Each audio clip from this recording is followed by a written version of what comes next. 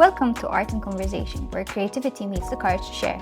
I'm Matty, and every episode we connect stories one dot at a time to normalize talking about mental health and celebrate many forms of human creativity.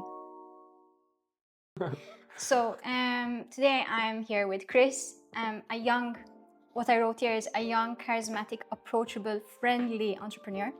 Okay. That's my first impression of you, actually, because I got a recommendation from you from the videographer in the background there. Shout out.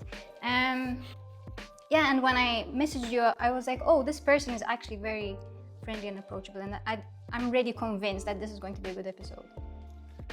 Thank you for having me, first of all. That's a very interesting introduction. I'm glad I could come off that way, and hopefully the podcast will come off that way as well. First of all, I don't see myself that much as an entrepreneur, although the voyage into business says otherwise. But I feel like I'm a creative first and foremost. Pretty much everything that I do nowadays revolves around a creative approach at business, but with the creative being the most important facet of that. I started my journey in creativity when I was very young. I remember trying to somehow expunge whatever is in my brain onto a piece of paper, a canvas, or a sculpture or some sort of craft, since I could hold things in my hand, really. My mom was a very big inspiration. She was always the creative person around the house. And there were never moments when we didn't have something to do. It seems like there was always a project at hand, or extra work to do on my homework, or doodles to do in my copybook. I think that then progressed when I started getting into graphic design a bit around the age of 12, 13. I remember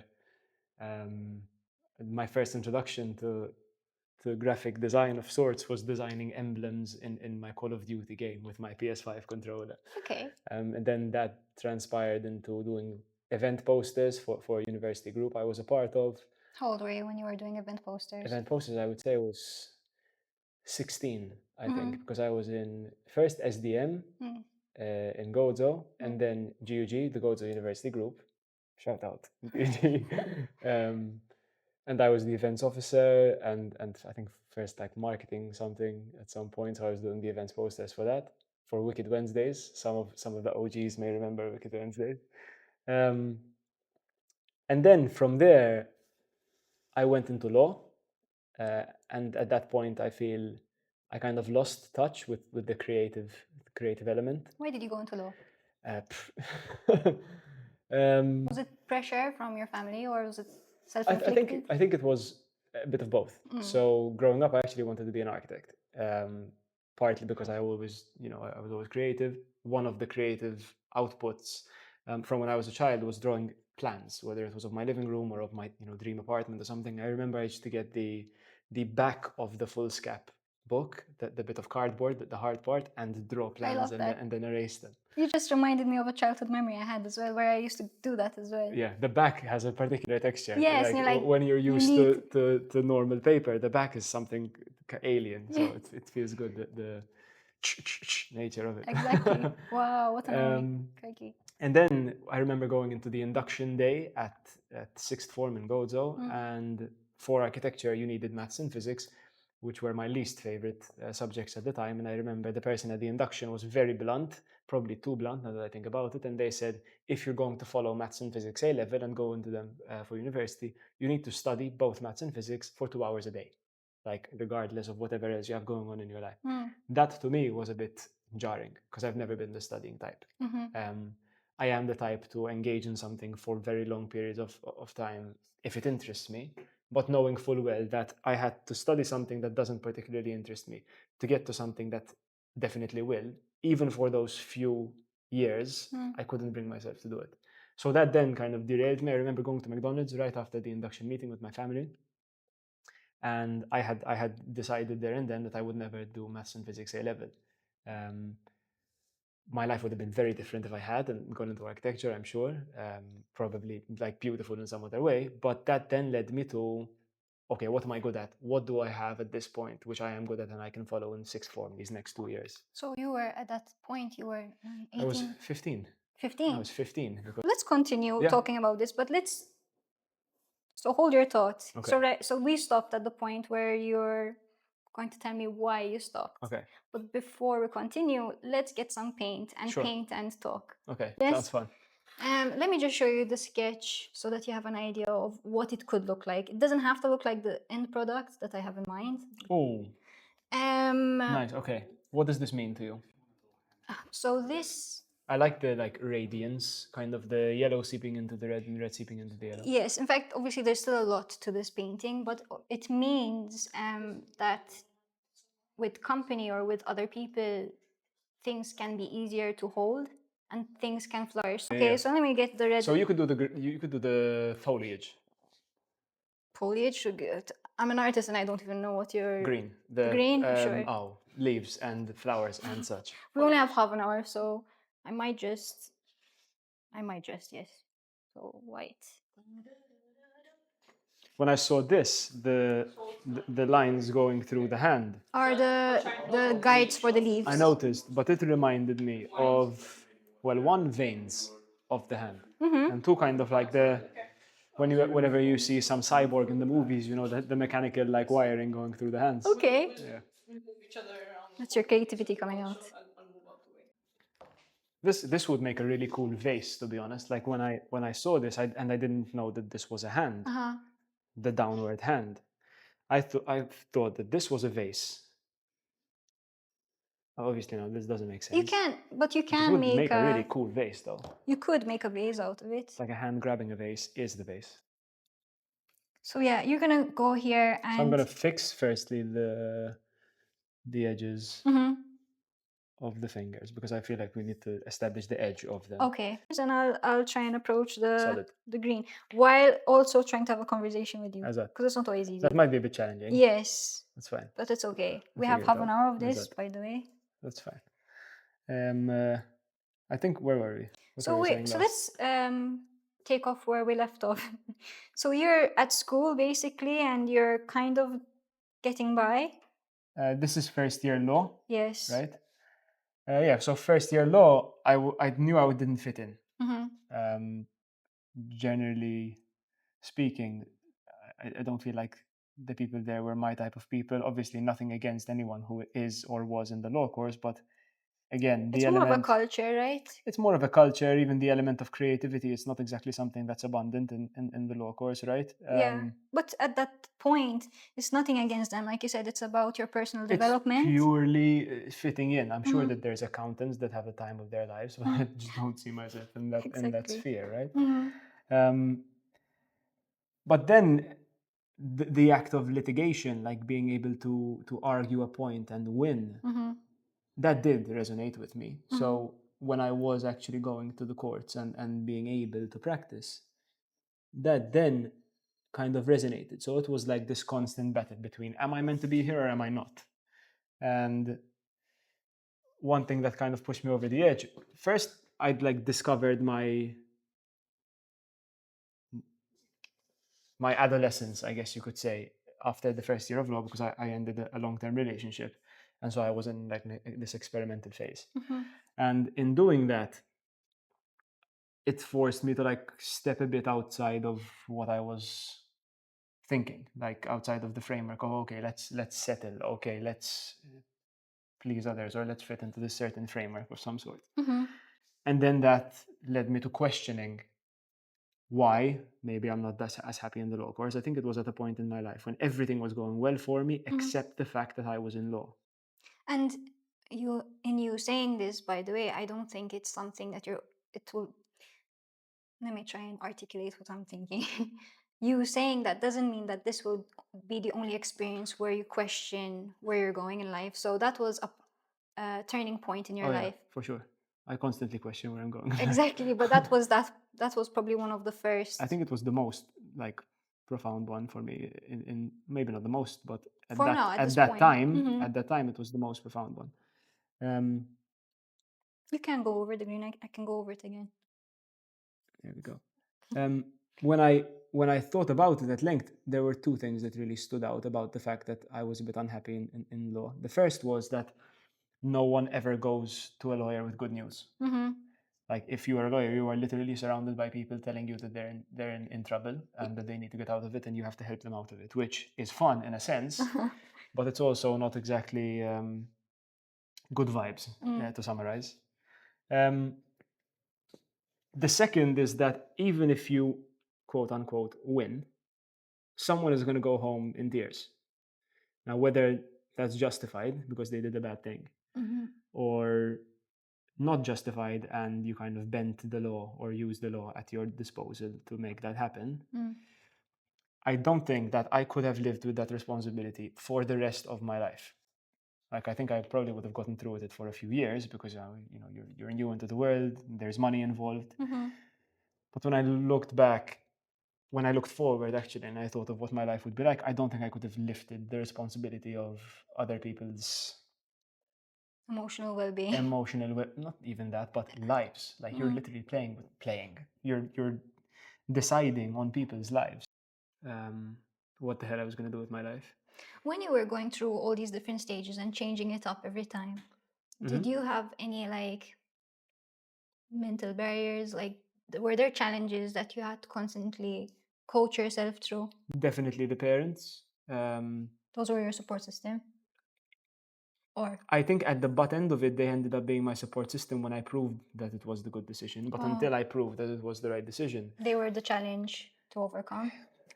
I don't think that they framed it as them being a challenge because they always mean well, right? And whatever they do because they have your best interests at heart. Yeah. But at the time, it was a lot of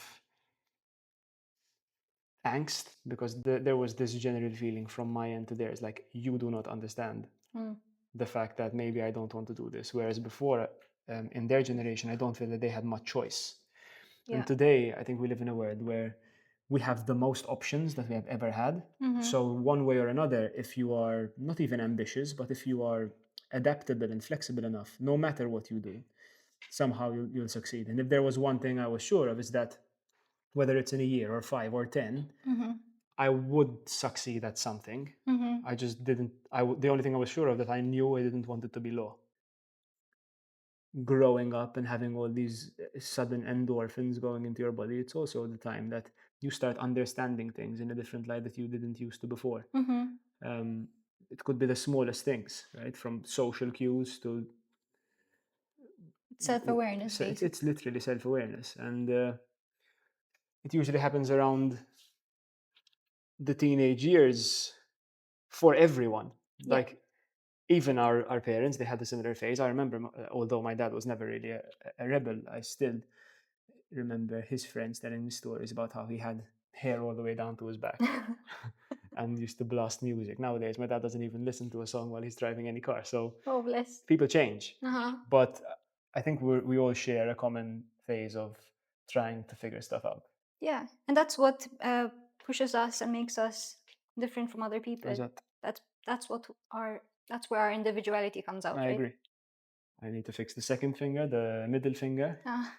And I'd like to start blending in with the yellow now. We have yellow, right? Yes, I mean, it's a bit dirty, but... Cool. Now, if I mess this up, I don't think... Do I have to pay for the painting? Is it like break it, you buy it type of thing? No.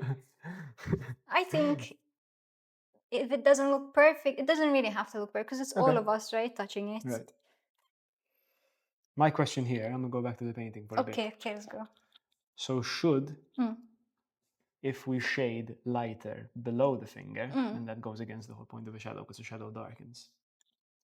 But you're blending it into the finger. So that's the other option, to fuse between one hand and the next. Yes. According to the reference image that you sent me, that you showed me. You don't have to. You can take your own twist on it if you like. It blends in a bit. Okay. Can I see? Yeah, go for it. Okay, cool. I like this. Whether or not it will look like that in the end, I have I don't know. One way to find out, I guess. I think, especially the creative aspect of it, I think there are people who find their creativity at 60. And they turned out to be like more prolific as artists than they were when they were 20. Yes, probably it's all because not everyone moves at the same pace. Yeah. And being creative, I think, has to do, for me, creativity and creating things in general has to do a lot with your self-development. Right. Like how eager are you, or how curious are you to take the next step? And if you're not, then there's probably still a long way. There's still probably a long way you need to go. Probably. When did that happen for you? I think I've always been curious and I've always been pushing the boundaries. Some days are a bit harder than others. Always? Always. Some days I manage to find my way on my own, and most days I find my way. No, you did. It's okay, don't worry.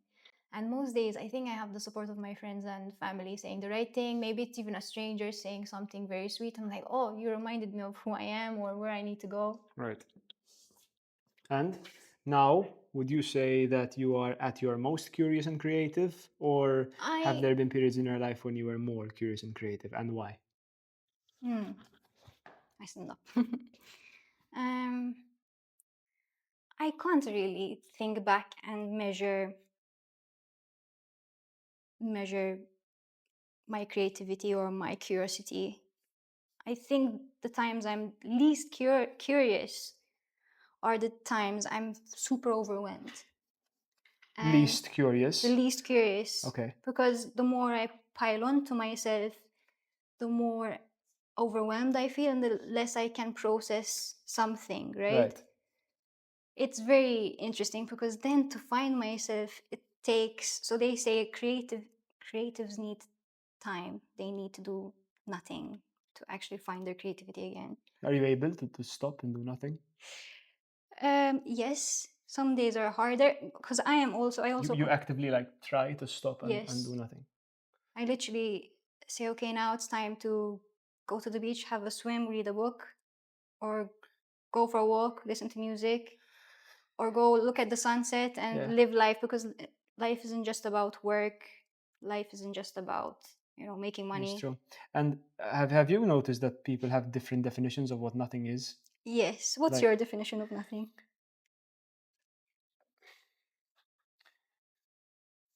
You don't even know. My definition of nothing is so nothing that I don't have any words for it.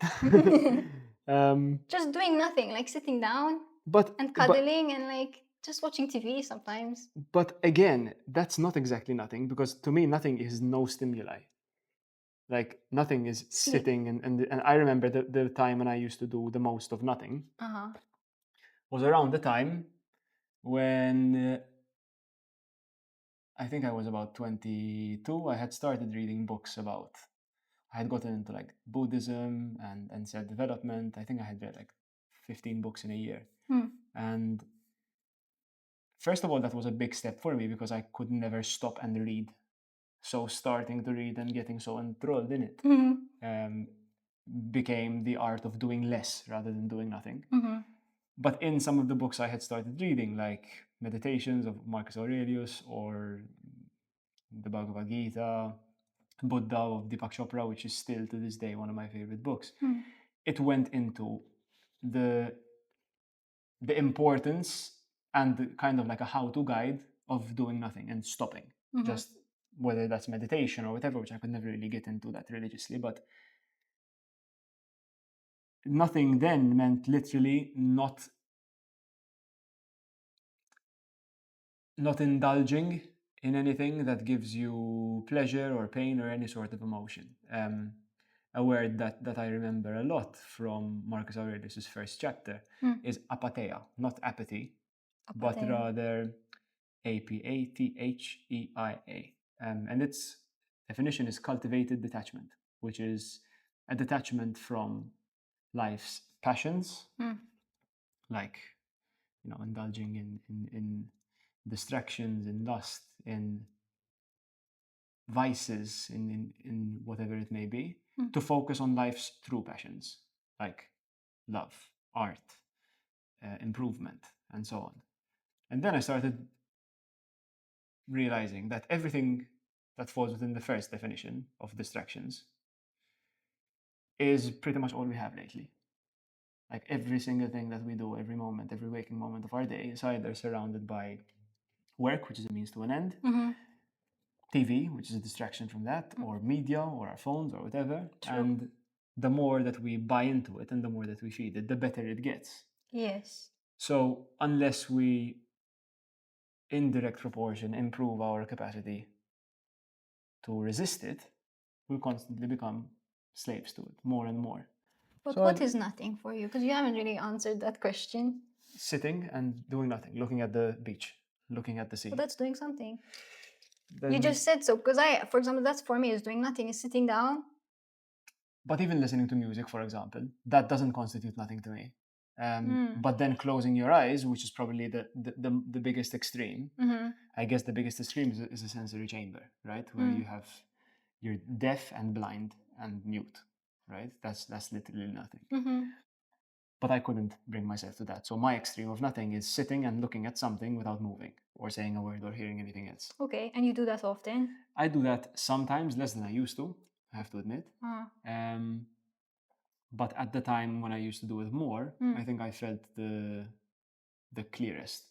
Like that what I have today, that's similar to that in terms of the effect, is a workout. 5 more minutes, and I'm gonna give you the 5 minutes to take the limelight. You can take some B-roll while he's painting. I'm not entirely sure that this was the best decision. I think it is. But it's Look how much confidence I have in you. Okay-ish. I want to jump into I know you say you're not an entrepreneur, and I'm gonna challenge you a little bit on that because I don't think I'm an entrepreneur, but I am actually, because I'm a creative entrepreneur. Okay. This is creative entrepreneur. And is this a business for you? Like, do you? It doesn't feel like a business, but it can be, right? Have you monetized it though? Like, do you make money from it? I can, but at the end of the day, this paint has been sponsored. This canvas has been sponsored. So that is the people who have sponsored it look at it as a business opportunity, right. But obviously, there's something where I've struck something I love to do. It's something that could get you paid. Yes, and I know can get me paid actually. Right. But that's not my initial thought behind at least this project. It was like I have to do it because that's what You just want to be creative. I want to be creative. I want to create something. I want to create something for me because I'm a freelancer. And as a freelancer, I tend to do a lot of things for other people. You'd think as a freelancer, you're doing more stuff for yourself, but you're not. So I was like, okay, I have to put my foot down and actually do something for myself. Freelancer, sometimes I went down the freelance journey. It sometimes gets to be like a job that doesn't pay well. It can be. Yeah. If you don't market yourself properly and you don't have the right structures and in place. I think for me, getting into the creative journey was, again, much like you, purely first a creative output. And then I had the realization, like that eureka moment, that it could be a business. It was a project that we started at school, Happy Pot. It was the question or the task was to create a sustainable business idea. And at the time it was COVID, everyone realized that everyone was bored. My friend started planting chilies in Gozo, and the plant pots that he was using to plant these chilies were rather boring and plastic and bland. So then the idea was, how do we kind of turn this into something that's entertaining, has character, and playful? And we literally slapped a smiley face on the front of a plant pot, and we called it a day. And then the rest was history. We started researching, started going into what makes plant pots so not only boring, but also unsustainable. More of the same, the research always brought back the same looking plant pots roughly, unless they were ridiculously expensive. And 10 billion of them get thrown away every single year and incinerated. So this was our shot at creating a creative take on something which is ordinary. That's okay. Happens. How did that happen? I'm not sure. Whilst also making a bit of an impact on the environment. And fast forward a couple of years, we sold a few thousand of them to businesses mostly. So we started using 3D printing as the medium and going all out on the design to somehow innovate on the plant pot, make it look cool, make it branded with that specific brand. We sold it as a corporate gift package to companies and also planted trees on their behalf with every collaboration. That's sweet. It's also not just business for you. And your creative background was actually creating the pots, and then that's how you inputted your... Yes, kind of, and also looking at a brand and trying to somehow turn it into a plant pot. Like contextually, somehow you see a logo, and the farthest that corporate gift suppliers in our field would go is to slap that logo on a cap or an umbrella or a, I don't know, a notebook. Whereas the creative challenge that we had with every single unique client, which we still have, is how do I turn this logo and this brand into a functional item like a plant pot that's going to sit pretty on your desk and remind you of that, company's growth culture. At the end of the day, we get this metaphor a lot, like it's a gift that grows, gifting for growth, and so on. Oh God. But it was an interesting chat so far. I feel like I don't usually go back much on the past. Like I don't dwell on the past that much. I don't think a lot of people have so far in the episodes, but I like that because at the end of the day, your past is what today my speech is a bit off. That's okay. But what I wanted to say was, I think when we have to kind of think back into our past, because actually that part of us made us who we are today. True. So nothing wrong with going back into the past. But maybe not lingering there too long, but we should definitely explore agreed. it. Agreed. Do you write? I do. Like a journal? Yes. I love like something I like. So we have a lot of I personally have a lot of creative mediums. Some are more personal, some I don't share, and some I share. So for example, painting is something I do when I have a feeling and I'm just like, I need to express this. I don't know what it is. Sometimes it's just like, okay, let's paint, bleh. Writing is there for me to express, to see what I know what I'm feeling and I'm writing it down to look back in the future and go back to this writing and basically be like, oh, I felt like that. Right. Again, it's past focused. Past, everything's past, right? Same. That's why I asked, because one, I think it's super important to write because it's like a time capsule. Every single entry in a journal or whatever is you going back to that frame of mind, and usually when you write is because it's something worth writing about. So I do have those books I brought with me. I carry them with me everywhere I go. There I have sketches there. I have excerpts there. I'll probably write after this. And I asked because it's usually another kind of subgenre of artists. Yes. Who also write, because a graphic is one thing, but words are another. Yes. I mean, today we're exploring painting. Right. But there's music. True. There's writing books. So I had a discussion with one of my other guests and we talked about creating and receiving. So what do you like? So it's interesting. I'll ask you the question because it is interesting. What do you like creating? Like what's your most favorite? And what do you like receiving? Music. So when someone sends you a playlist? Input. So it's going into me playlist, but it's not necessarily someone sends it to you. Okay, what do you like taking in? Do you like taking in? What do you like putting out? Psychedelic rock. 100%. Good headphones. Yes. Good headphones. Some Hendrix. I'm down. It's not for me. It's not a genre. It's just music. Like, oh, it takes me somewhere. I think music in general is a vehicle for that. But there's those songs. Yes. That just transport you, and I have a special place in my heart for psychedelic rock. That and food.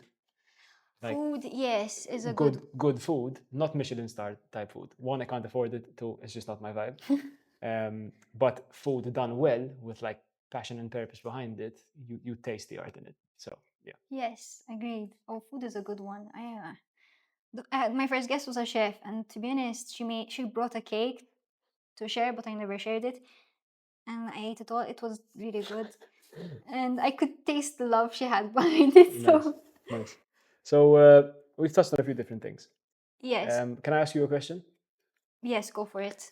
If there was one thing that you would want to get out of these podcasts, not my conversation specifically, what would it be? What is like the thing that you're trying to share or expose somehow? So, I started this project as an extension of who I am. This project in reality is I don't know if it's a silly thing to say, but it is my journey of personal growth. And I had discussed it with someone else.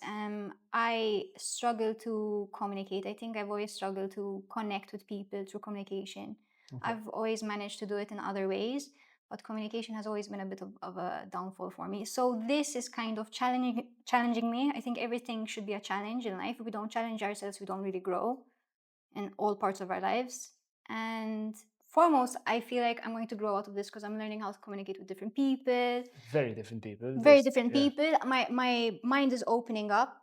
to different perspectives. Maybe I'm connecting to people because actually we have similar perspectives. And then that's me personally. But then I know also that I think these conversations will benefit other people. Right. Whether they're ready for it or not is up to them. So it will be there whether you're ready now or ready in 5 years, because it's going to be on social media, right? And I wanted to create something that was sustainable. So talking about creativity and mental health will always be relevant. It's just always up to you whether or not you're ready for those conversations. I don't think we've touched much on the mental health part today. I have some questions here, I have some questions here. Not questions, myths, which I like to tackle for each and every guest. Myths. And Cool. for me, these myths are built around your premises. So I picked on you being an entrepreneur. Okay. Say you're a creative entrepreneur. Shoot. Okay. I know you don't believe it, but you are definitely a creative. Like, I am a creative entrepreneur. Okay. I'll take it. I'm gonna pick on these myths or facts that these came from the internet. Basically, a lot of people believe in these myths, and you can either agree or disagree. We can rebut it. We can have a conversation around it. Mythbusters. Kind of, yeah. So one, small business owners don't get stressed enough to struggle with mental health. Don't get stressed enough. It's silly, right? Some people don't believe, but some people. Whoever wrote this must not have been a small business. No, I think if there isn't stress, you're probably doing something wrong when you're growing a small business, because stress is what builds, right?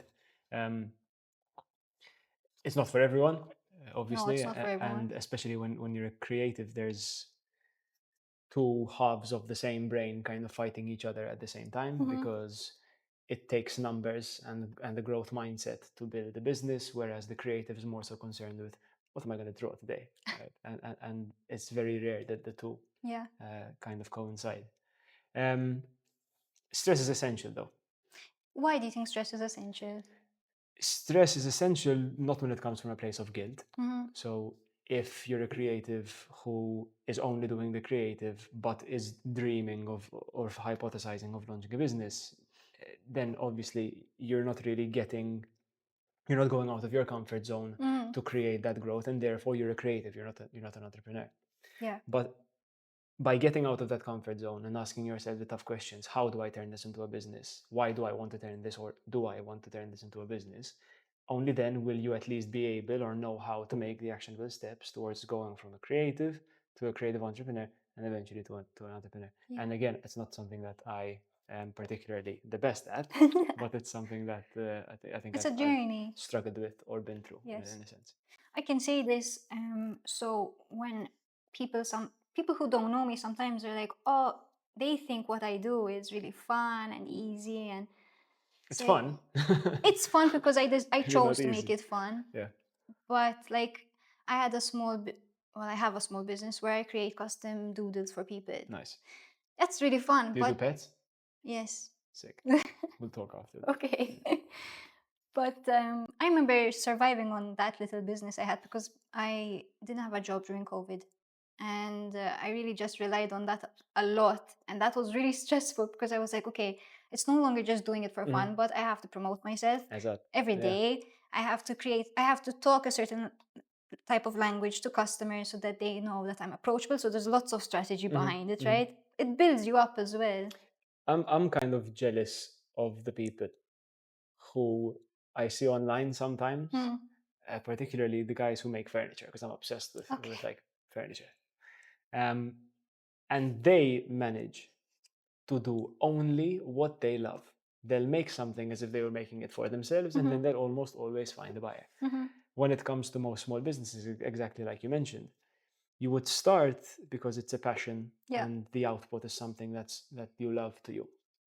But sometimes what happens a lot of the time is you go full time on it, or you go more than part time on it, and it ends up becoming something that you do as a means to an end, to please a customer base rather than to please yourself. And I think what happens then is, it's like when a startup gets an investor on board, the whole end goal goes from creativity and innovation to shareholder interest.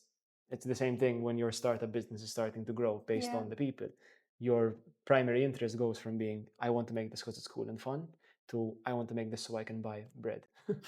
In fact, at a point, obviously, I kind of weaned off it a little bit, and I was like, it's not feeling fun anymore. Yeah. But I'm getting back into it. I'm making it more seasonal, and I'm choosing that every season I'm gonna change it up. It's not always gonna look the same. Yeah. So like if I create a character that looks like this, maybe next season is gonna look like this. Right.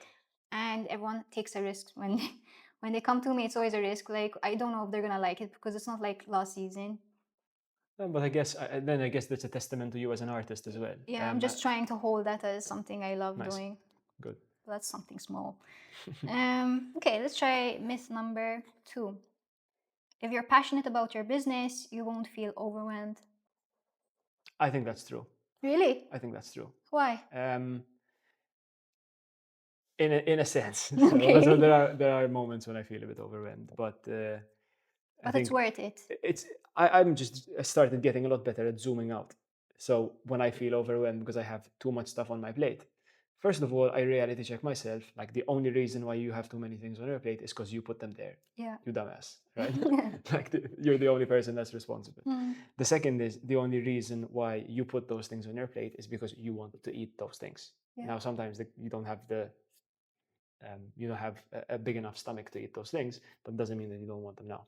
Yeah. I'm started really getting better at putting those things in the refrigerator for later. So I'll zoom out a bit and I'll say, okay, can I do this today? Is it reasonable to put it on my to-do list? And then I do a should I or should I not exercise, and then I sometimes remove it from the to-do list. When I have the to-do list and it's overflowed and it's like 9 p.m. and I haven't stopped working, I'm like, okay, what can wait until tomorrow or next week? This is a topic I want to pick on you a little bit about. It's burnout. I think as an entrepreneur, when you're passionate about something, it's easy to develop burnout. Have you experienced this yet, or you're not there yet? Like 4 or 5 times, I think. And have you learned how to navigate through burnout, or are you still like learning? I've learned how to minimize them. But what happens in your experience, what happens? Like how do you end up burning yourself out? It usually comes from a lack of sleep. So yes. Lately I've been sleeping a bit more. Okay. Which is a bit of a telltale sign that I'm doing at least something right. Yes. But back when I used to overload my to-do list, or I used to overload myself or my own expectations of myself, it was always a game of chase. And when you are a small business, especially a solopreneur, or you're doing something on your own, you have a relatively small team, you are a reflection of your business. The moment you burn out, the business burns out. Yeah. So if you love it enough, you need to love yourself enough to not burn yourself out so it doesn't die with you. So I think putting myself in that frame of mind has helped me, detach myself and move away from that output a lot.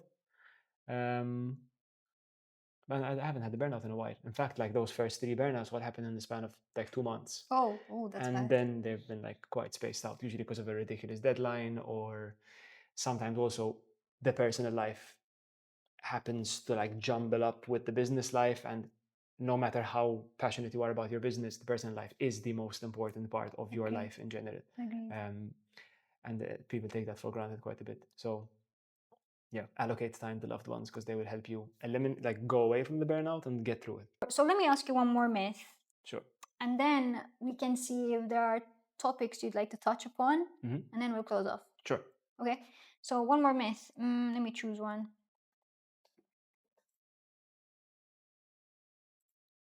Okay. Apparently people think this. If you take a break for your mental health, your business will fail. Depends on how long that break is. Yeah. And it depends on your role in the business. So if it's your business and the primary driving factor of the business, and you take a 3-month sabbatical, chances are the business might fail. That's why it's important to have a team behind. It's important to have a team behind you, but even then, I still don't think that stepping away for 3 months, for example, that's an extreme, right? And you can expect everything to be exactly as the way you found it. Yeah. That's why you can't burn out, because if you don't understand yourself and where your limits are, then you're most likely going to take that 3 months, and then you're gonna because you would need it. Because you need it, and then like your business. But I think labeling them as mental health breaks is great because you're pointing at the issue and actively trying to solve it. But breaks in general, like Are needed. essential. There's it from zoomed in, like the Pomodoro technique. You work for 25 minutes, take a break for 5. For someone with ADHD like me, that's very helpful. But then on a bit of a wider kind of week scale, a day out of those 7, it's important that you rest, that you spend it with loved ones, that you cuddle up or something, and go for a walk or whatever. In a quarter, in 3 months, I'm a strong believer in everyone should have a holiday every 3 months. Now, whether that's going to the same place where you are in a different environment where you've been, or whether it's going to Antarctica, it's a very different story. But a break away from the environment within which you work, once every 3 months, I think is essential. I'll take that advice on. When I have money, Yes. or at least enough money that I will be able to afford a long haul holiday, I would argue that everyone that's working hard should reward themselves with at least one long haul trip a year. And that to me is 2 weeks. Really? I've done it a couple of times to the US. And now I want to venture like towards the east, which is where I hope that my next journey as an artist will kind of transpire, because there's a lot of cultural influences there.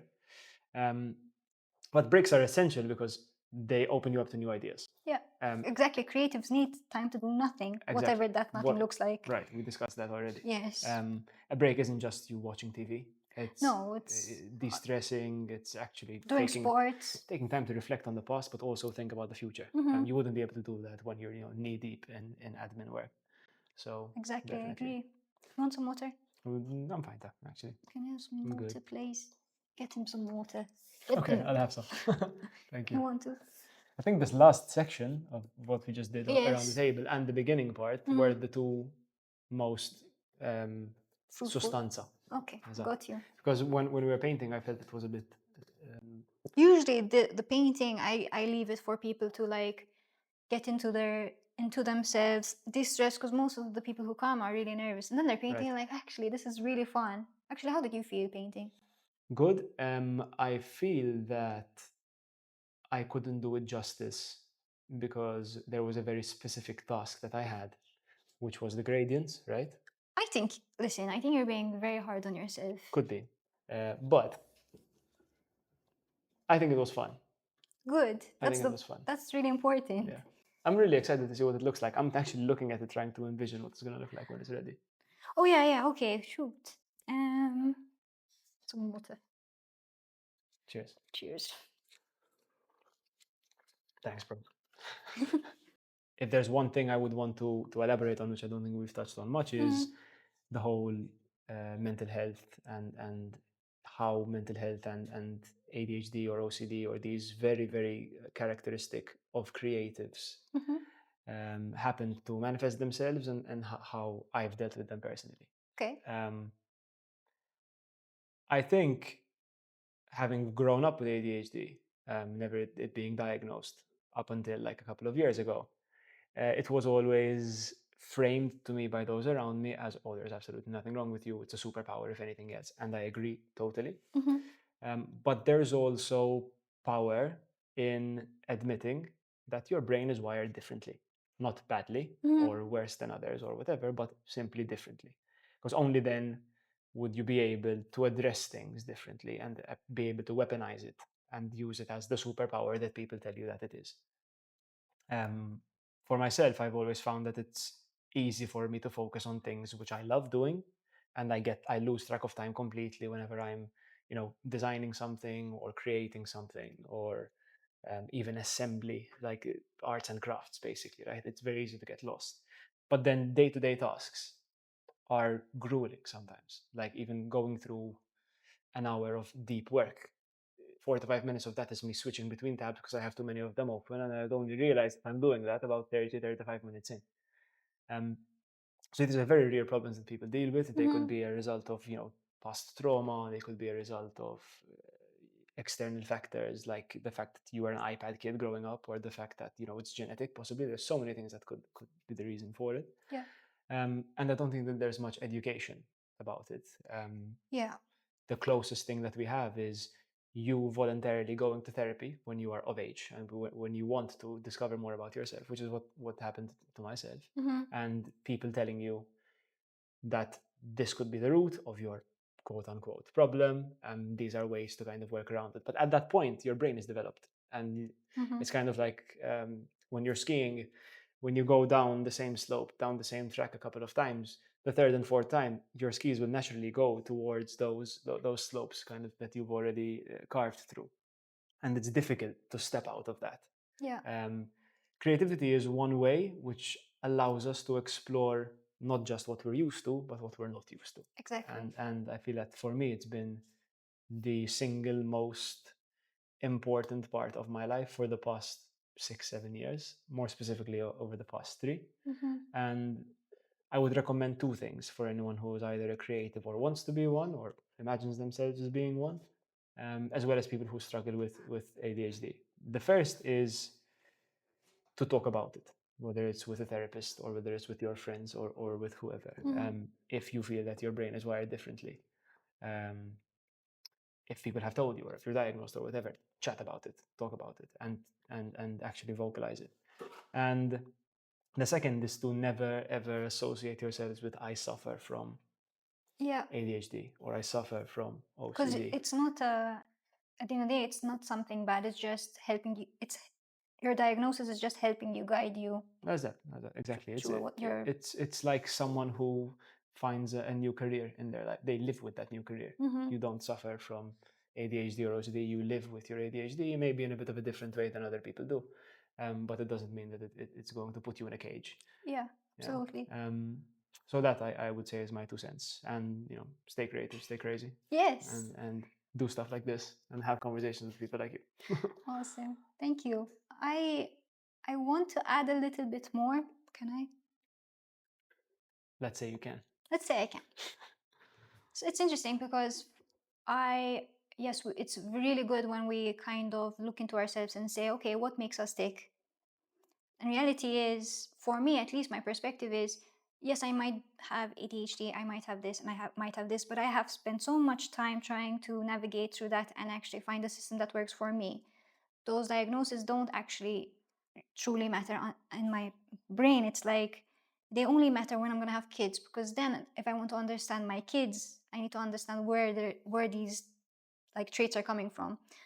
But the reality is, as I can support my kids if I understand myself, right, and how I'm made, but it's not going to really affect how I move forward, like, because I have my systems, right? It's just there to support my future kids if I have kids. Love to have kids. If this is a time capsule, shout out to Matty's kids. Exactly. But yeah, I find that there are some people out there that use their diagnosis as an excuse to behave a certain way. And that is something I wanted to shout out on, because yes, you might have ADHD, you might have blah, blah, blah. But is it an excuse to act a certain way? No, because you're aware of it. And chances are you would be stuck in that way if you used that excuse. Yeah. Yes, I don't know if I can put that in the series, and I think it's a very normal thing. Even in different countries, let's say, I'm exposed to a lot of these kind of like the woke culture.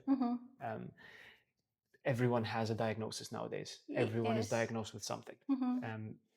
The reason why I said that you shouldn't like weaponize it or that you shouldn't use it as an excuse is because suddenly then the world needs to fall at your feet to accommodate your every whim when you just happen to have something and it's supposed to guide you, not be all doom and gloom. Exactly. Basically. You said it quite well. True that. Okay. Nice. Okay. Done? Yes. The last thing I want to close off. I love this conversation, by the way. Yes? Yes. Amazing. Feeling hot. Anyway, so the last question I have for you to end it off is, I either choose one or two, okay? It's either you tell something to your younger self. Oh, okay. It could be like advice. It could be like, I'm proud of you. Like, I personally would say, I'm proud of you. Okay. And it's going to be okay. Probably that's what everyone would say, but make it personal to you. Or you can go the route of, if there's a room full of young entrepreneurs, what would you tell them? What's the advice you would give? I think I'm going to go for my younger self. Okay. Just because I don't feel I'm a well-versed or well-rounded enough entrepreneur to impart that much advice on a room full of entrepreneurs. If I was to say something to my younger self, I would... that's a tough question. Like 6-year-old or like 15-year-old? Think of the Chris who really needed some... Okay, guidance. Yes. 16 Chris. Okay. Okay. No, 16 Chris was a mad lad. I would say, first of all, give your family, cut them a bit more slack. At the age of, I had a conversation about this yesterday. At that age, you're kind of going into the precipice of your life. You feel like you know it all. I would tell the Chris that was 16 that you know nothing. You know close to nothing. I would actually tell myself today that I know a little bit more than back then, but I still don't know much. As creatives, as people in general, we should always be knowledgeable and aware and happy about the fact that we do not know it all. And only then we will be able to kind of understand people a bit more and widen our creative horizons. So be a bit more wary of your family and those around you, and say yes to experiences and be an adventurer. Not too much of an adventurer, because then obviously some adventures are a bit risque. Okay. But when it comes to the creative part, because I know that we should focus on that, have an open mind and don't do things that will limit your creativity when you know it's your best feature. I love that. Thanks. What would you say to your younger self? Oh. Have you answered this question yet or no? Yes. Okay. But I'll say, maybe I'll think of something else now. Let me think. Well, what did you say the first time? I can't remember. I have to look at the video. You should tell your younger self to write notes. Because I'm always like thinking of different things, and I'm like, oh, that point, oh, and I learned this. Like probably now. I forgot how to drink for a second. Let me take a drink as well. What's beautiful about these episodes is that I think about them days after. I'm like, wow, that conversation was good. I love that part of the where I really like hold on to something. Well, I got distracted. Anyway, sorry. The younger self part. Yeah, right. Younger self part. I think when I'm thinking about my younger self and when that Matty needed guidance, just say like, I'm really proud of you, and I know it's tough, super tough. Like, but you're gonna be okay. You're gonna meet the right people, and you always have to move with grace and kindness. And if you don't, then it's okay. You're human. Just own up. Always own up. To yourself? Own up to yourself. Be accountable for your feelings, and don't be an asshole. And you will be sometimes. Yeah. How do you feel about... Last question, so I know we're done. Okay. Why do you think some assholes are some creatives are assholes? Because I've met a few. Not a lot, but I've met a few. Okay. And do you think it comes from a place of arrogance or some like trauma they haven't worked through? Or something else? Okay, obviously I'm not a professional, so this will just be my opinion. Right. That's what I asked for. I think it all stems from like trauma and things they haven't processed really. And people who are assholes, I always give them the benefit of the doubt. I say, okay, I don't like how they treated me. And the best thing I can do for that person is not talk to them and let them come up to me. If they choose to be different, then I will accept it. Again, this is me trying to always take things gracefully and be human and forgiving. But you never know. It's the bully, like it's the classic bully, right? In a movie, like you always know that bully has a really bad background. I think a good core belief that I really resonated with you there is that I assume that everyone has the best intentions, but I have the ability to deduce otherwise.